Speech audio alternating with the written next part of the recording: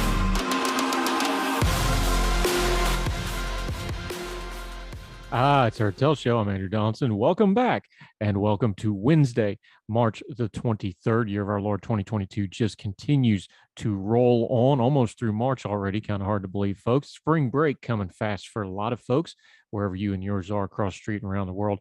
Thank you so much for giving us the most precious thing you have, your time, today as we try to turn down the noise of the news cycle. Got a lot of things we're going to cover. Really important piece in our second segment. We're going to try to get inside the mind of Vladimir Putin a little bit, some perspective that is not getting presented in Western media, some things I've talked about, but there's an interview in Der Spiegel over in Germany that gives great insight. We're going to touch into that, give you some excellent information and insight into Vladimir Putin and his war of aggression in Ukraine. Also, we're going to talk about, in the last segment, a great story. We always try to end on a high note. I love this one. A story about adoption. One of the primary barriers of adoption, though, is it's very, very expensive. You have to get lawyers involved. Anytime a lawyer gets involved, it's going to get expensive. And someone who adopted and found a way to give back to others. Love that story so much. Going to cover that one. Also, touch in on a story we've been covering with our UK friends. Boris Johnson has done what he always does and gone Boris Johnson, said something not very good, and he's going to pay the penalty for that. We'll discuss that in a little bit. Also, great guest on the program today, Lillian, another great Young Voices contributor. She's in Virginia. She's a UVA student. Going to talk a little bit about Glenn Youngkin's education stuff now that the dust has settled a little bit. And we get into a broader conversation because her background's in economics, how education and economics are not inseparable. Although we really, really want to pretend like they are. We talk education, we talk economics. A wonderful conversation with Lillian on today's program. First, let's start domestically. We are having hearings for Ketanji Brown Jackson, Supreme Court Justice nominee by President Biden. The hearings are ongoing. We are now entering the third day of them. I try really hard, especially at ordinary-times.com, which I'm very proud of. You can read all our great contributors there. We have pieces like a lot of folks have that's called Somebody Said Something on the Internet pieces. And increasingly, our senators like to sit on daises at hearings like this, and they say something.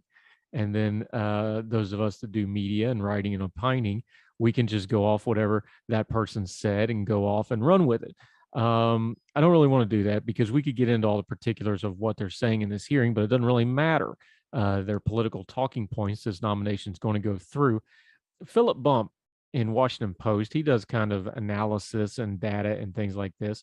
He brought up two things, two senators in particular, Senator Josh Hawley of Missouri, although he lives in Northern Virginia, and Senator Ted Cruz of Texas, although he spends more time podcasting these days. Both of these, by the way, they're both lawyers. Ted Cruz was only a year apart in law school from Judge Jackson, as it comes to find out. But they, of course, are using the hearings for their own purposes because both of them are going to be running for president. And he has interesting insight on this.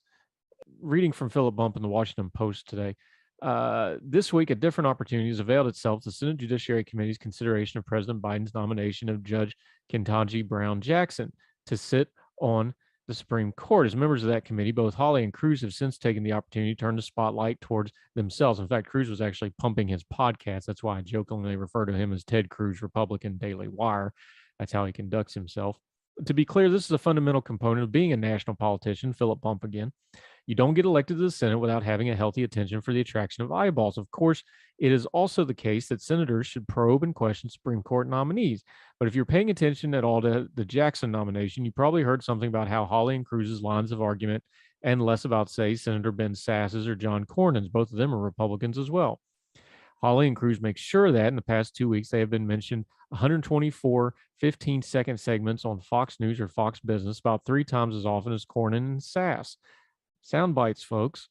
That takes some trying. It makes me wonder how effective this is. We know that senators like Cruz, Hawley, and Marsha Blackburn of Tennessee are adept at generating sound bites that play on Fox or are covered in conservative media.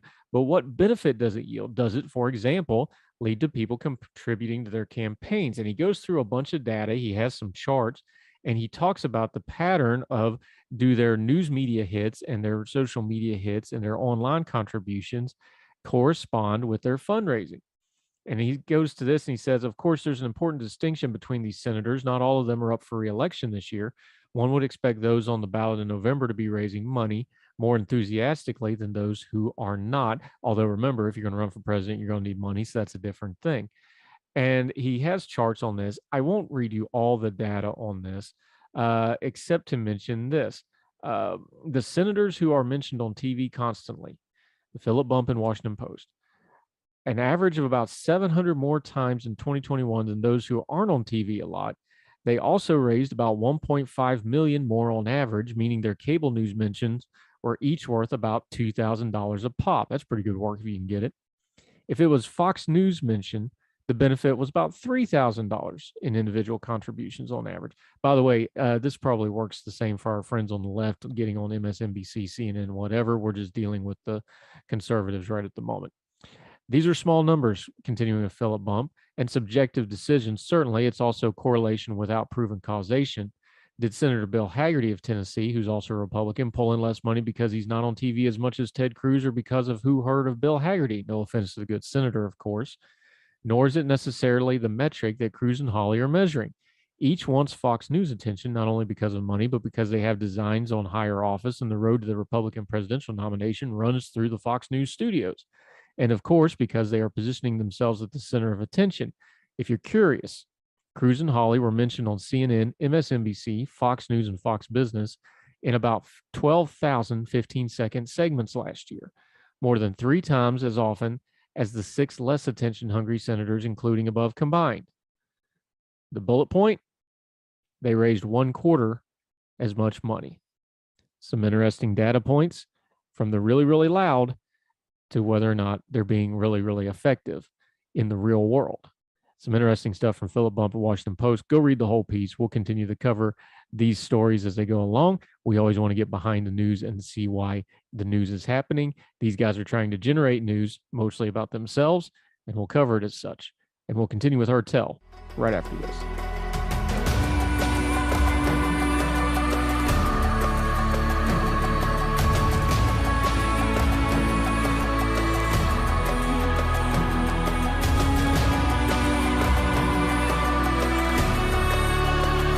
Welcome back to Heard Tell. Let's go back overseas. Der Spiegel, that is the main newspaper, online news outlet for Germany.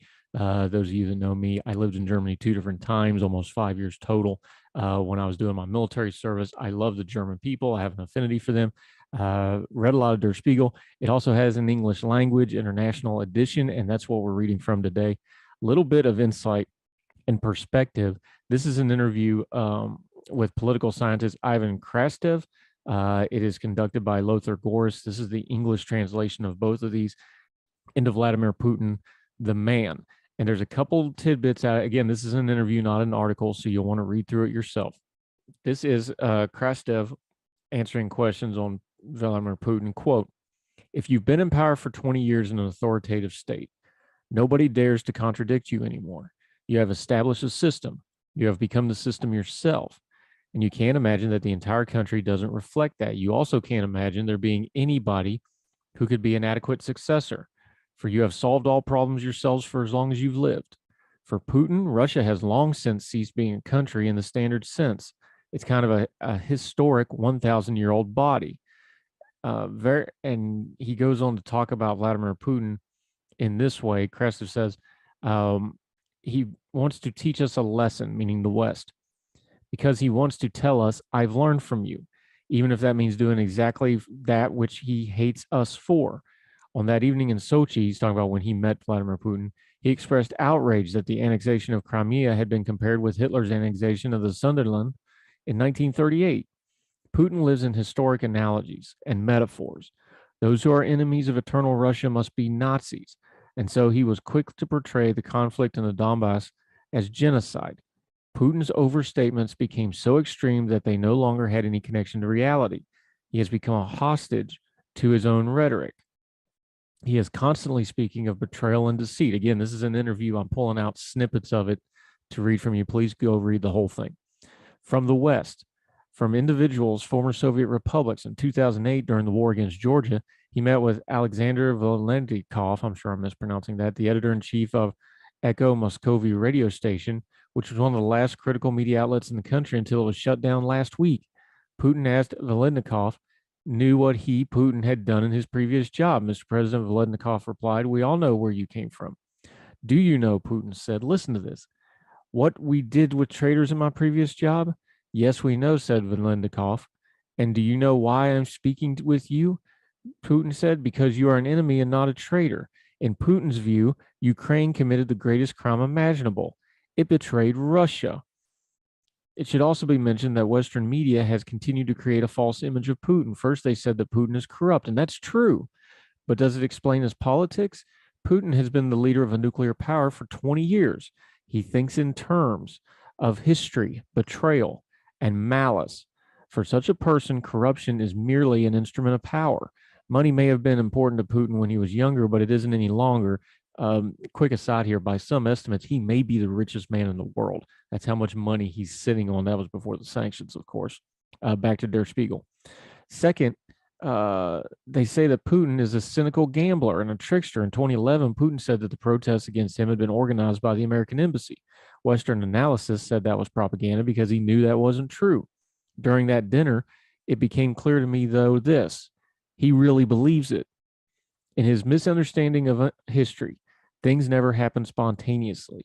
If people demonstrate, he doesn't ask, why are they out in the street? He asks, who sent them? When we take him at his word, he won't surprise us anymore. Remember that quote we're always talking about, the great Maya Angelou quote? People tell you who they are, believe them the first time. Putin tells you who he is. Listen to this. Back to Der Spiegel. When we take him at his word, he won't surprise us anymore.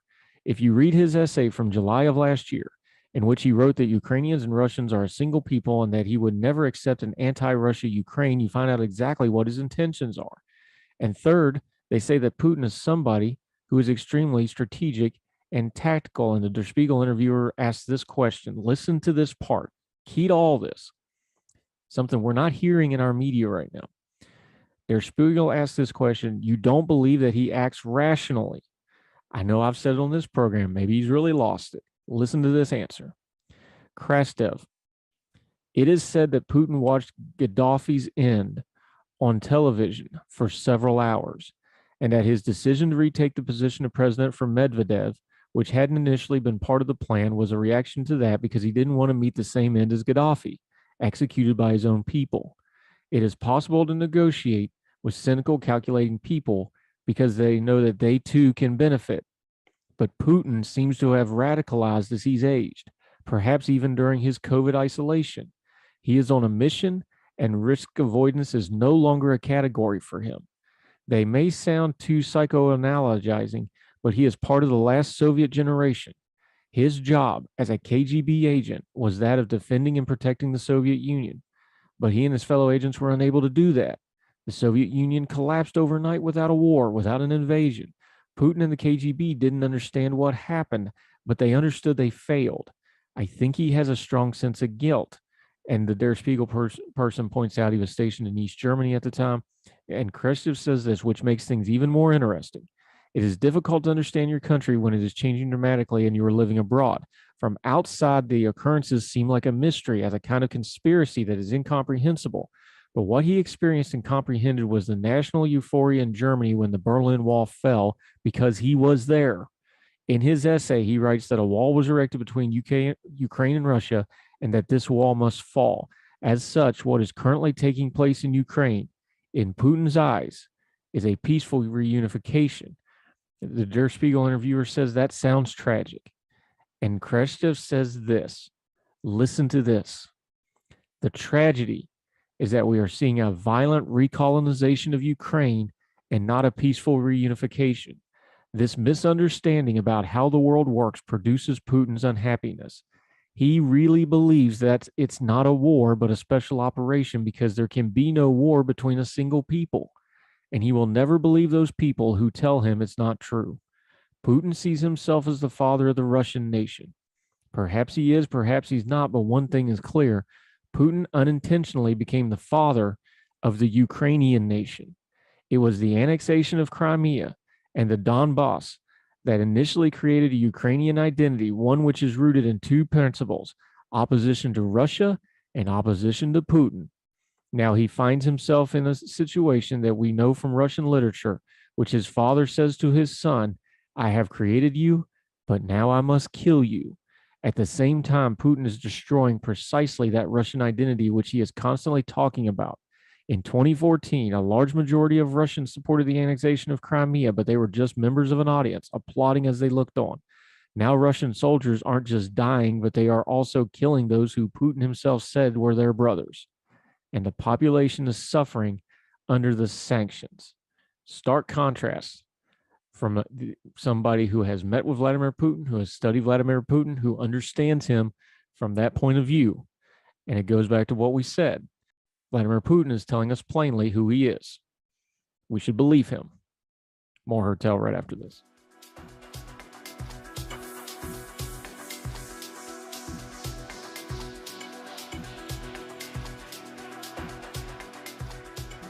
Welcome back to Heard Tell. Let's go to Virginia. You know, in this election year, we're doing the thing where we actually have this crazy idea where when something happens in a state, we go talk to people about what's going on in that state. We don't need the national narrative. Let's find out what's really going on. I had a little election in Virginia recently. May have heard of it. Glenn Youngkin came into power. Let's go to Virginia. Lillian, Tara, another great Young Voices contributor. We do love having them on. So also happens to be a UVA student, one of those Yahoo type people. And I'm not saying that as derogatory for those you don't know. How are you, ma'am?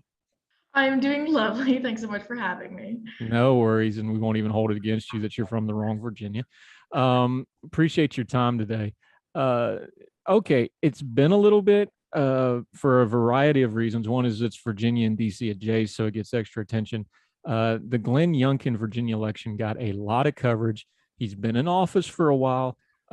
Let's just kind of recap for a second what's been going on in Virginia with Glenn Youngkin. Obviously, there was a lot of press when he came into office. He had a flurry of activity as soon as he got into office. It's been a couple of months. Where are we at with Virginia and Glenn Youngkin, especially when it comes to policies like education, which really drove his campaign? Yeah, so Glenn Youngkin definitely has continued to make good on several of his promises. The mask mandates have been the most controversial one recently, but he did put in an executive order preventing mask mandates in K through 12 schools, which was rejected by several of the major counties, Fairfax, my home county being one of them. But as we're seeing the pandemic start to die down, naturally, it's becoming less of a contentious issue. And that was a big deal for him coming in. And of course, we have the other elements of the education controversies that aren't going to go away anytime soon. That would be critical race theory, which I explain about in my piece, and that would be there was one specific issue in regards to sexual assault in Loudoun County, which kind of pitted administrators against parents, which I also talk about briefly. So there's been a couple issues, and a lot of them pit parents against the education system, and that's been a big issue that I've been looking into. Now, we've been talking about on our program and covering it, just out of the abstract of the actual policies, all this is not good, because what we really need to have is parents and the school system and the students and the teachers. Those all need to be working in partnership. It doesn't look like that partnership is anywhere closer to getting fixed right now, because it still seems really adversarial. As you looked at Virginia, because again, this was just very high profile recently, so it's kind of a good test bed looking at it now. What do you think we could do to actually repair that relationship? I know we got policies. I know they're trying to do certain things. The COVID stuff's getting rescinded. That'll take hopefully some of the pressure off. I think that just revealed fissures that were already there. What do you think they can do to actually have some partnership here? Because if the parents and the teachers and the students aren't all working together, this isn't going to work regardless of what policy we have, is it?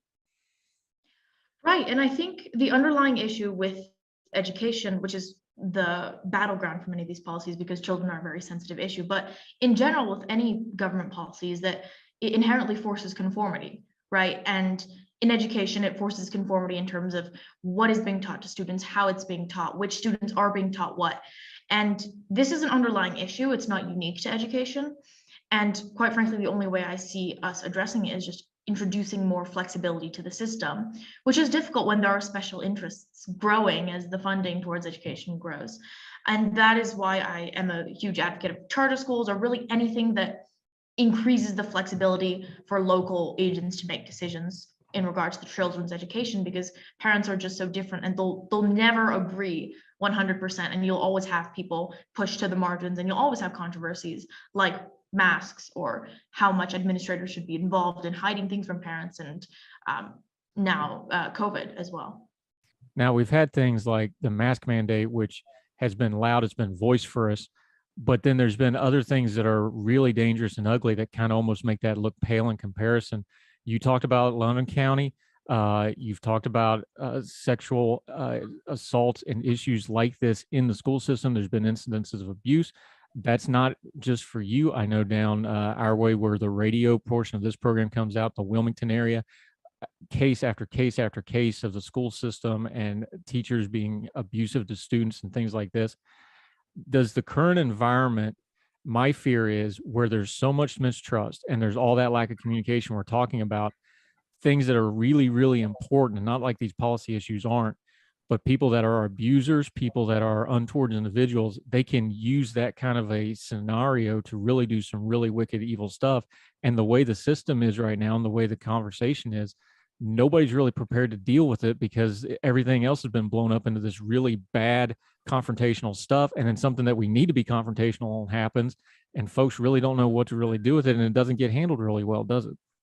Yeah, I think the question that's come to mind, and I'm going to bring up one of the most famous McAuliffe blips, I think, which is that he said something along the lines of, "I don't think parents should be telling teachers how to teach."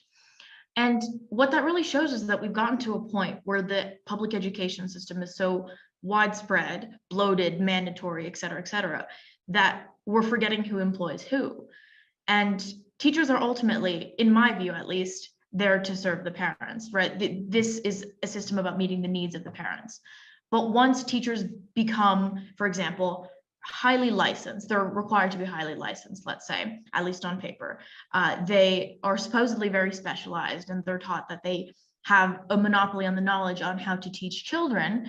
They tend to develop an authority in this regard, and that creates a lot of friction between them and parents that's already there based on differences in people's teaching methods. And once you have this authority group that believes that they know uniquely how to teach children based on some special academic knowledge, that doesn't run well, and that doesn't fly well with parents who think that they know the children best, regardless of what an education degree might say. And this is an issue with any big bureaucratic institution, especially one that has very rigid procedures for getting to the top, that doesn't allow for flexibility in judging the quality of an individual teacher. Part of that is, issues with unions and all that. And it's something that I think would help a lot, is just to loosen up that. And that would restore more faith on the parents' part, because they think that they have more agency in it. Right now, what I see is that the Youngkin voters think that they're having their authority over their most important part of their life being taken away from them by an institution. And to, in some way, deinstitutionalize education would be to make it more malleable and let parents consequently have a greater say, especially when things like sexual assault or these scandals come up, where it seems like it's pitting the entire system against the entire parent base, and it splits them into two. Right. Talking to Lillian and Tara. All right. The pushback on that, of course, is a lot of these parents showed up at school boards and go, nobody on the school board agrees with me. And some folks rightly pointed out, was like, well, yeah, because this is the first time you've been here. All of a sudden we're having a crisis, and now everybody's showing up and paying attention to these issues. This stuff didn't happen in a vacuum. It happened in a sequence. So while parents are rightfully upset at some of the things like the McAuliffe comment, which was just horrible, about saying parents shouldn't have it, of course, nobody really believes that, but it's a horrible thing to say. But actions speak louder than words. The truth is, there's a lot of parents and a lot of, before this current pressing crisis, they didn't pay a lot of attention, and they weren't involved in their meetings and this sort of thing. So the blame has to go to them as well, does it not? Yes, absolutely. I think it's just a part of in some ways, it's not anybody's fault. It's just a natural progression towards outsourcing everything to state agents, let's say, the state being one of them, or the state education system being one of them. And that I think requires some controversy, such as the mask or such as critical race theory, let's say, to get people rethinking and realizing that they maybe should have greater say in their children's education, and they need to be responsible for that, and they need to make the first step. So certainly a lot of parents have been perfectly happy to outsource. Many of them are just too busy. Many of them assume that the teachers know best themselves. And I think what we're realizing is that they may necessarily not. And even parents who believed in the past that this was the case may start to realize that having those credentials doesn't guarantee the well-being of their children, let's say, at least by their terms. Yeah, we're talking to Lillian, another great Young Voices contributor, talking a little bit about Virginia education. We're going to continue to talk about that after the break. Might bring up a little bit of economics, something she occasionally likes to talk about from time to time. More with Lillian Tara right after this on Mar Heard Tell.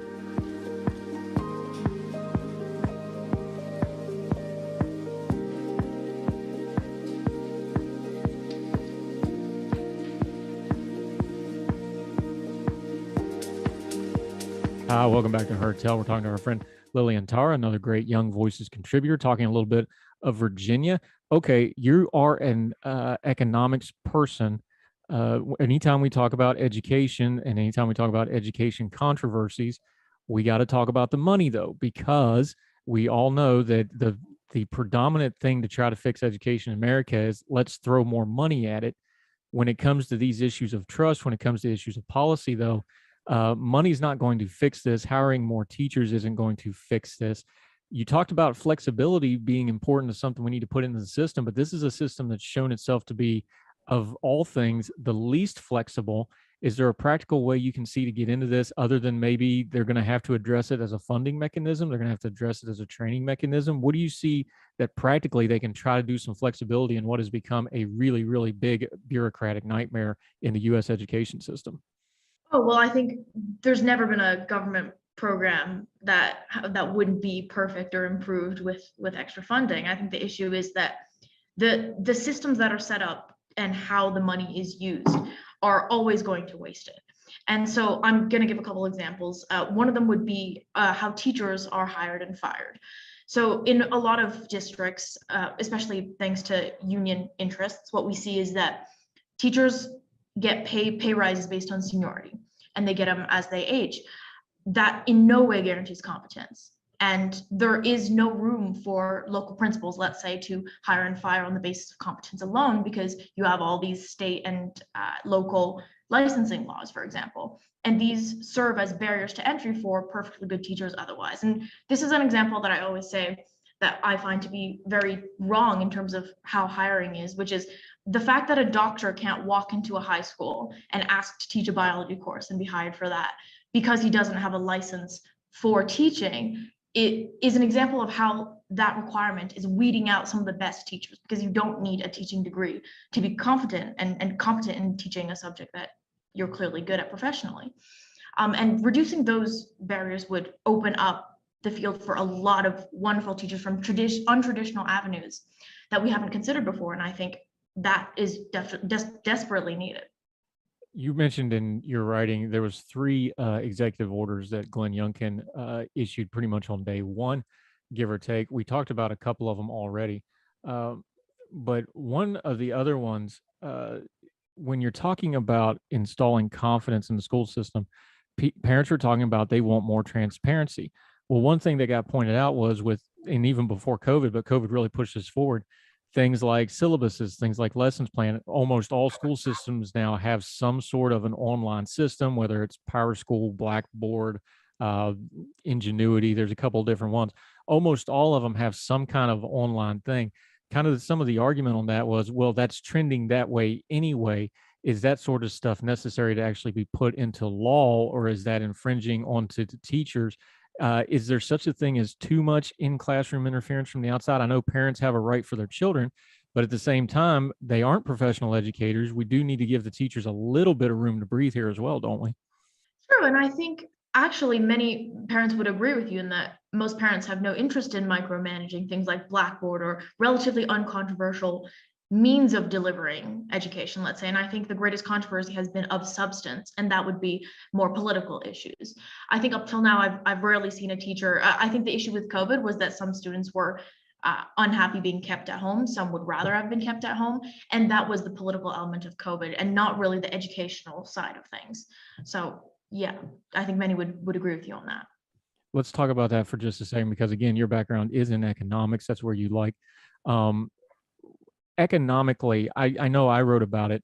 When you have the schools completely shut down and you have, parents and teachers and students all in the same boat where they can't go into a school, but they still had to go to the grocery store together. They still had to do other things together. That weighs on the economy in a weird way, because that gets into people's mindsets. Because I know I wrote about it, the shopping center is right across from where the grade school and the high school is, and all the same people, they're not allowed to go in the school, but they're all at the grocery store right across the street. That sort of a mentality that gets into the economy a little bit, doesn't it? When you just break a routine, like going to school every day, or a lot of parents that were maybe part-time workers while their kids are in school, now they got to be home all the time. The child care stuff, we're back away from it a little bit. I think the way schools and education and the school shutdown was really one of the real drivers of the economic uncertainty that didn't get talked about, because when the kids aren't in schools, because let's call it what it is, education is a giant daycare program for a lot of kids. That's a massive disruption to the economy. And I don't think we talked about it enough, because when the parents don't have certainty about their child care and their children, there's just no way they're economically going to be spending like they normally are they? No, and that's a really, really good point, because ultimately education serves two functions. One is education, perhaps in quotes, and the second is glorified daycare. And right now, as a society, we're at the point where the norm is both parents working and sending their kids to school. And at this point, it makes sense to put your kids somewhere, as long as they're not being actively harmed. It's better than keeping them home, because parents aren't comfortable or qualified, supposedly, or interested in homeschooling. And I think this is actually very interesting, because we should be looking at alternatives in terms of where kids could go other than the traditional school systems, because they have to be somewhere while their parents work. And so we have to recognize that this isn't just an issue about how kids are being taught, but how that's benefiting the parents. And so this is just as much a parent issue as it is the children. In many cases, people don't even care so much about the education as they do the fact that the kids are being occupied for 8 hours a day. And so, yes, remembering that parents have their own needs in this regard is super, super important. And they should be talking about the struggles that they have and how they feel that their kids should be taken care of while they're working, or if they'd be comfortable working less. Yeah, talking to Lillian Tower. The other end of that spectrum, though, we found out during the COVID pandemic, and it didn't get talked about a lot, but it showed up in the data a lot to people who pay attention to it. The other end of the spectrum, the children who don't have two parents, some of them don't have one parent, disaffected kids, underprivileged communities, minority groups. There was a lot of kids that got really lost in the shuffle when schools shut down.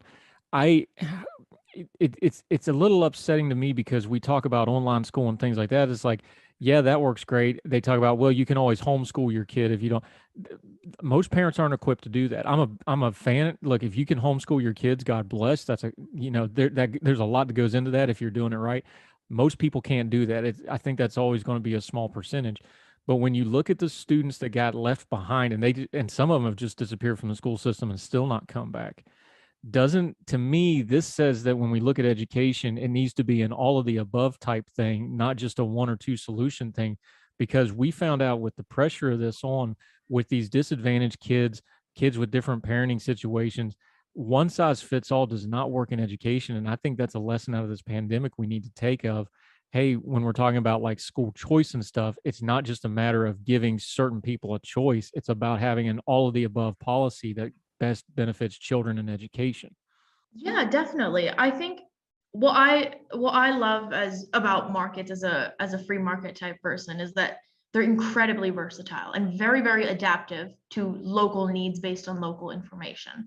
And this is something that is incredibly important in education, because the local agent is the teacher working with that individual child.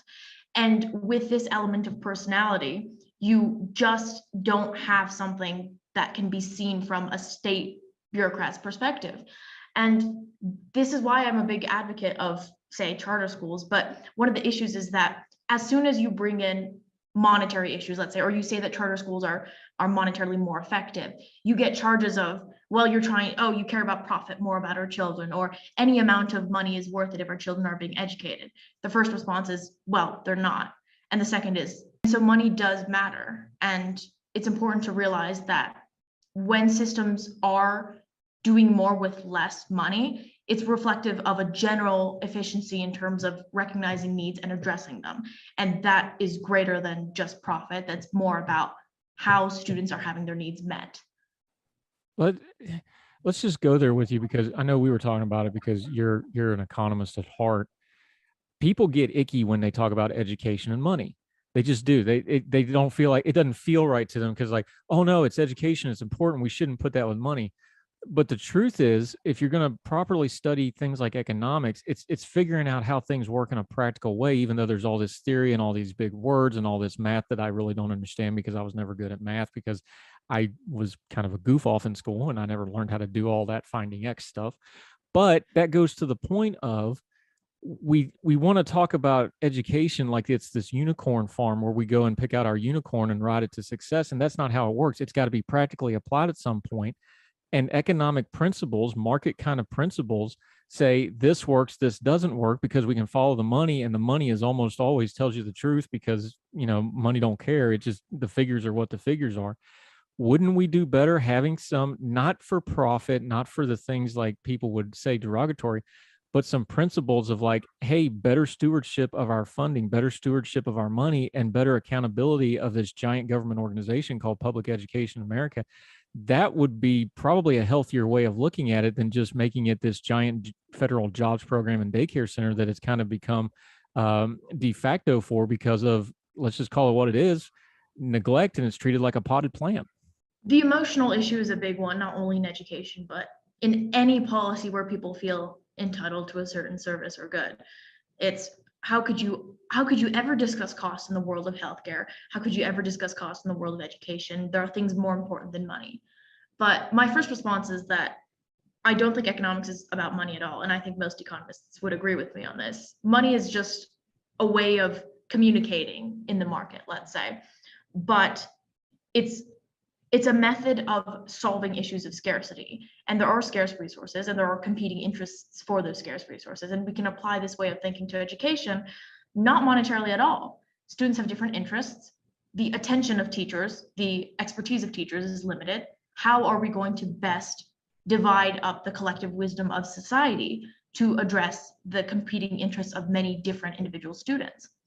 And it's a view of society that inherently accounts for diversity of needs and wants. And I think that's why it's best suited for dealing with issues of conflict that arise when these interests and wants compete.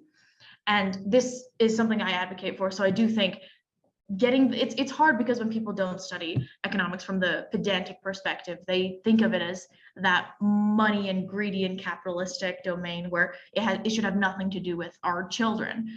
But rephrasing it as a way of differing needs, not monetary needs, differing special needs for children or minority children, or students who work better at home, students who work better in school. And parents know this. And so by appealing to their differences and understanding that they would appreciate the versatility themselves, we can get them on board for more flexibility. And I think parents are generally on board with having more choice. And this is a very politicized issue on the teaching end and on the union end, especially. Yeah, Lillian, Tara, that's great stuff. That's a good answer to a really, really hard question. Good job. Appreciate having you on the program today. Let folks know where they can follow you, your social media, where you're writing, what you got going on, how in the world it is that you come to be studying things like Chinese and Persian languages and all this amazing stuff up there in the house that Thomas Jefferson built. Let folks know how they can follow you going forward until we see you on the program again. Yeah, so I very recently just made a Twitter, so that would be liltara_x, which I believe you'll have linked as well. And my op-ed in the Roanoke Times was on charter schools, and I will be hopefully on the show in the future. And yes, I'm studying Chinese and Persian, but very much into economic history, politics, and all that. So most of my work in the future will be in that domain. Yeah, speaking Chinese comes in very handy in global economics, because that is going to be the global economic issue going forward. We can't even talk about Russia and Ukraine without talking China. So that's going to come in handy. You can come back and explain it to me like I'm 5, because I need those things explained to me. Look forward to seeing you again, and we'll talk soon, my friend. Thank you so much for your time today. Thank you so much. I appreciate it. Have a great day. Yes, ma'am. Thank you.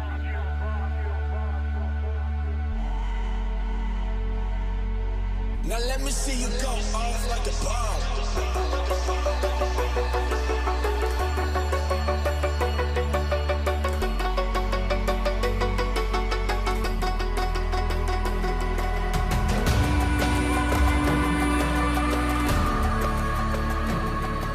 Welcome back to Heard Tell. I want to touch in on a story we've been covering. We got some UK perspective from our friends frequently, our Young Voices contributors from over there. We like to pay attention to what's going on over in the UK. We've talked about Boris Johnson a couple different times. He stuck his foot back in his mouth.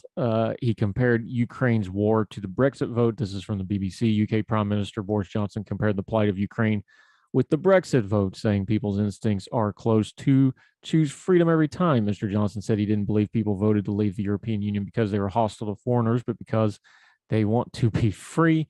The problem is, of course, this had massive blowback that a referendum is not the same thing as being invaded by a country and having to literally fight in the streets with weapons and Molotov cocktails to try to defend your homes and your families.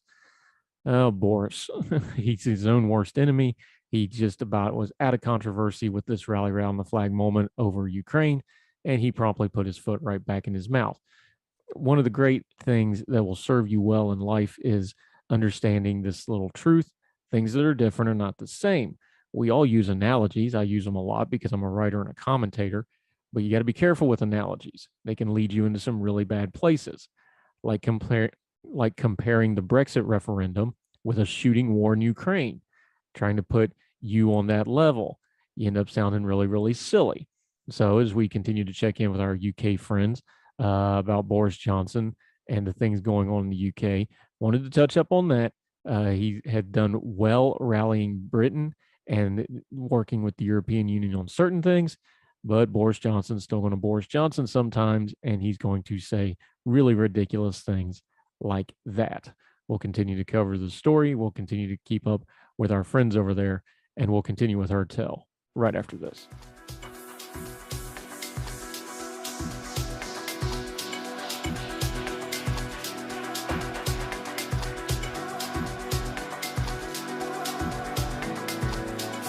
Welcome back to Heard Tell. I'm Andrew Donaldson. You know, we always take the last segment of the program to do something a little uplifting, and I love this story so very, very much. It's from People Magazine. I don't want to read the headline because it will kind of give the story away a little bit, so let's just read it quickly from People. Brittany Berry, 32, first met daughter Gracie, now 12, when she was 3 days old, and right away, Berry had this overwhelming feeling this little girl is going to be part of my life, she told People. At the time, Berry was only 20 and living at home with her mom and dad while working on her associate's degree. I thought my parents were going to think I was crazy, but they were on board, she said. She became Gracie's main caregiver when the girl whose biological father is a family member of Berry's was just a few weeks old. And when Gracie was 4, Berry became her legal guardian. Although Berry says she always wanted to adopt Gracie, she didn't think it was something she would ever be able to afford. Recalling one conversation she had with a lawyer after getting guardianship, Berry said, quote, he didn't even give me a number and just told her it would be very expensive. And years later, another attorney told her virtually the same thing. I just figured maybe she can emancipate or we'd wait until she's 18 and I could adopt her then, she said. Then a conversation with a family celebration changed everything. While attending her brother's wedding in November of 2020, Berry caught up with her second cousin, Cassie Bedome. And when Bedome had spent time with Gracie whenever she came to visit, she had no idea Berry hadn't formally and legally adopted her. Quote, I started asking questions and just kind of got the full story of the legal guardianship and how that doesn't cover if something happens to Brittany, Bedome said. That was a source of anxiety for both Gracie and Brittany. And after talking things over with Bedome, offered to cover the cost. Casey said, if the only thing standing in your way is money, then let me help, Berry recalls. On July 6, 2021, that generosity paved the way for Berry to legally become Gracie's mom. Gracie and I have always shared a beautiful bond, but now that bond is permanent and nobody can ever take it away, she said. That day, Gracie also took the last name of Berry's now fiance, Brandon Johnson, and the water treatment chemical salesman she met in 2014. They are also parents to son Boston, 4, and daughter Montana, 2. Up until her adoption, her last name was Berry, which is the same last name as me, but she wanted his last name, Berry said, noting that Johnson plans to become Gracie's legal dad after the couple get married later this year. Now, Berry is doing her part to give other families the same blessing she received. This is where this gets really cool. In May 2021, Barry began the process of transforming her garage into the Adopted Closet, a nonprofit vintage and gently used clothing store whose net proceeds help families pay the often heavy fees charged by adoption attorneys, which typically range from $8,000 to $40,000 per Adopt Us kids. The idea came to Barry one day while she was hitting yard sales with her mom, Susan. I had already begun struggling with how do I thank Casey, she recalls. Just saying thank you didn't seem enough. Once it dawned on her that she could resell items and raise money to cover families' adoption fees, word spread quickly in the tight-knit community she lives in, and soon, quote, my front yard was filled with bags of clothes. Since opening in September, Barry has helped families like Cassandra and Adam Holdorf and their two boys, ages 5 and 7, make their adoptive dreams come true. Barry said Gracie was so excited when the process was finalized. She told me she wanted to sign the checks, she said with a laugh. On weekends and weekdays, Barry logs into her store website around 4:30 a.m. to catalog and price donated clothes items and available online purchases and shipping worldwide. Winter weather temporarily closed the shop's physical doors. This is a garage after all. But their grand opening resale is slated for April 23rd, and Barry hopes to open an actual storefront sometime soon. As for her big goal of the year, Barry said she would like to fund all the adoptions in Scott County on National Adoption Day, which falls on November 19th. She doesn't yet know how that will be, but she's already in contact with an attorney connected to the effort. Listen to this quote. People get scared because they don't think they can adopt, she said. They don't think they can do it mentally, physically, and financially. I want to help them see it as possible. An outstanding story. God bless them. You can read the piece in people.com. It's written by Maria Pasquani and Johnny Dodd. Great story to end the day on. And that'll do it for Heard Tell for today. Thank you. Make sure you're subscribing, however you're watching the show. If you're watching on YouTube, love to see you subscribe. Make sure you leave a comment. Love to hear from you. We've actually used show ideas from those, so feel free to reach out to us that way. Any of the podcasting platforms, if you're listening to the podcast version, please make sure you subscribe. That gets you everything we do automatically every weekday, twice on Sunday on Sundays, long form podcasts when we do that, plus all the back episodes of Heard Tell. Best way to stay in contact with us. Reach out directly, heardtellshow@gmail.com. If you want to email us, heardtellshow on the Twitter, and also my Twitter and all our guests' social media is on the screen graphics if you're watching on YouTube. Love to hear from you. Reach out. This only works because you're listening, and the more you participate, the better the show is. So we look forward to hearing from you. That'll do it for Heard Tell. So wherever you and yours are, across the street, around the world, we hope you are well. We hope you're well fed. We'll talk to you tomorrow on Heard Tell. All the music on Heard Tell is provided under a Creative Content license from monstercat.com.